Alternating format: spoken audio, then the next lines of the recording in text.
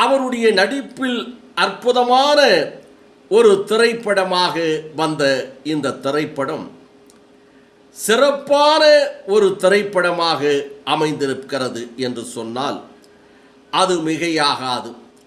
அப்படிப்பட்ட திரைப்படத்தை இன்றைக்கு நாம் எடுத்திருக்கிறோம். நமது செய்தியாளர் திரு ஆசா அமீத் அவர்கள் சந்திரசேகரோடு கலந்து உரையாடுகின்ற போது இந்த தகவலை சொல்லுகிறார்.